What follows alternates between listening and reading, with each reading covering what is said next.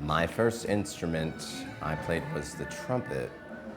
Prior to that, doesn't really count. I played the recorder for about 4 days, so I kind of discount that. So yeah, when I was 10 years old, I got my first trumpet.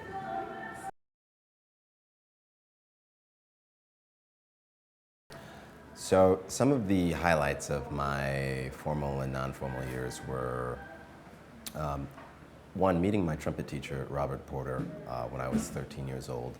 And from there on, it was, I don't want to say easy, but under his tutelage, I was able to progress and meet other kids, you know, in the neighboring cities. I was able to participate in different programs and, you know, make some friendships that lasted till now. You know, a lot of the people that I met as a young man have gone on to continue to play music and are some of the people that you know to this day playing at this festival, you know, so.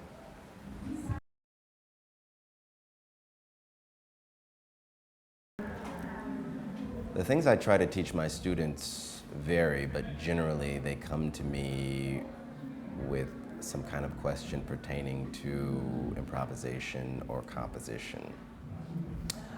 I don't necessarily teach anyone how to play the trumpet, although sometimes there occurs a student that wants to know about how you do one particular thing or another technically.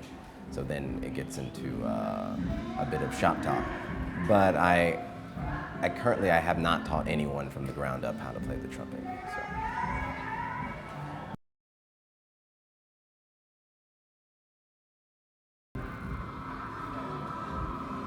The first jazz album I bought that was of any significance, I purchased from my trumpet teacher, Robert Porter, and it was a copy of Ready for Freddie. I gave him $5. It was an LP. Funny thing, an aside to the story, is that we would meet at this office building for trumpet lessons every Friday, and I would say for at least 3 weeks the album sat there in front of my face, and he was just waiting for me, you know, for you to grab the power, basically, for you to, you know, pick up the sword. So it was pretty funny. I believe at one point he kind of hinted that if you had any sense, you would buy this Freddie Hubbard album right here. But you know, I was 13, 14, I don't remember. Yeah. My first paying gig, I don't quite remember, but I started doing performances with my trumpet teacher's band.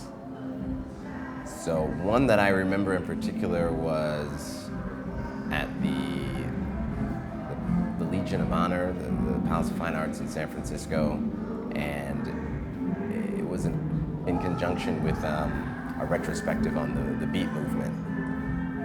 And we played in this theater, and I remember being really nervous and really young, so.